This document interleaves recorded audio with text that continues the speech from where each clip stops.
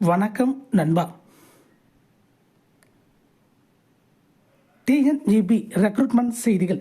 மின் வாரியத்தில் 60,000 காலிப்பணியிடங்கள் நிரப்பக்கோரி சிஐடியு தர்ணா போராட்டம்.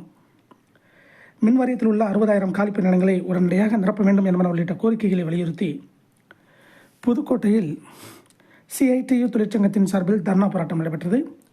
புதுக்கோட்டை மின்வாரிய மேற்பார்வை பொறியாளர் அலுவலகம் முன்பாக நடைபெற்ற ஆர்ப்பாட்டத்திற்கு தமிழ்நாடு மின் ஊழியர் மத்திய அமைப்பின் புதுக்கோட்டை வட்டத் தலைவர் எஸ் சித்தையன் தலைமை வகித்தார். போராட்டத்தை தொடங்கி வைத்து மண்டல செயலாளர் எஸ் அகஸ்டின் உரையாற்றினார். சிஐடியு மாநில செயலாளர் ஸ்ரீதர், மாவட்ட தலைவர் க முகமது அலி ஜின்னா ஆகியோர் கண்டன உரையாற்றினர். கோரிக்கைகளை விளக்க வட்டச் செயலாளர் கு நடராஜன் மற்றும் நிர்வாகிகள் ஆறுமுகம், எம் கலியபெருமாள் உள்ளிட்டோர் பேசினர். போராட்டத்தில் மின்வாரியத்தில் உள்ள 60,000 காலிப்பணியிடங்களை உடனடியாக நிரப்ப வேண்டும். ஸ்மார்ட் மீட்டர் திட்டத்தை பூத்தக்கூடாது. கொரோனா காலகட்டத்தை காரணம் காட்டி நிறுத்தப்பட்ட சரண்டர் விடுப்பு பண பயன்களை திரும்ப வழங்க வேண்டும். 1/12/2019 முதல் 16/5/2023 வரை மின்வாரிய பணியில் இணைந்தவர்களுக்கு 6 விழுக்காடு ஊதிய உயர்வு வழங்க வேண்டும்.